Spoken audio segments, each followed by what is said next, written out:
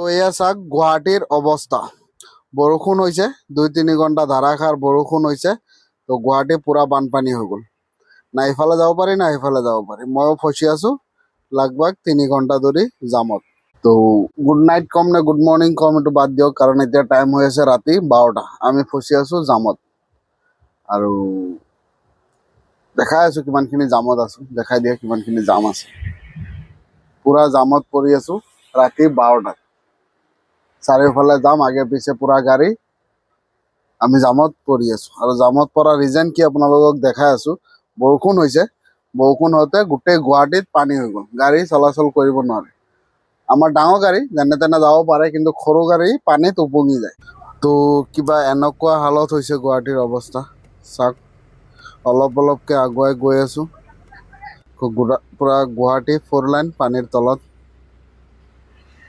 ডাঙৰ গাড়ীকেইটা অলপ অলপ যাব পাৰে, সৰু গাড়ীতো যাব নোৱাৰি। চাওক কি অৱস্থা। এনেকৈ ফচি আছো 2-3 ঘণ্টা ধৰি। উপায় নাই আৰু কি কৰিব। বৰষুণ হৈছে, ধাৰাসাৰ বৰষুণ হৈছে। লগভগ 2-2.5 ঘণ্টামান বৰষুণ হৈছে। এতিয়ালৈকে বৰষুণ কমাই নাই, বৰষুণ পৰিয়ে আছে। কি হ'ব আজি ৰাতি নাজানো। এতিয়াতো টাইম লগভগ 12টা বাজিব হ'ল। কি হ'ব আজি। তো চাইছে আপোনালোকে কি অৱস্থা হৈছে।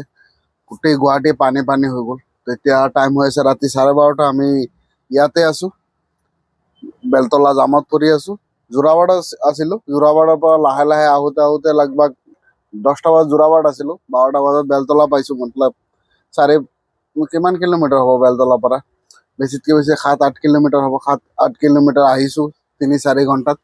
এতিয়া বেলতলা ব্ৰিজ পাৰ কৰি ইয়াতে ৰখি আছো। পুৰা জাম লাগি আছে। কেতিয়ালৈকে যাব পাৰো ইয়াৰ পৰা আগলৈ কোনো গেৰাণ্টি নাই।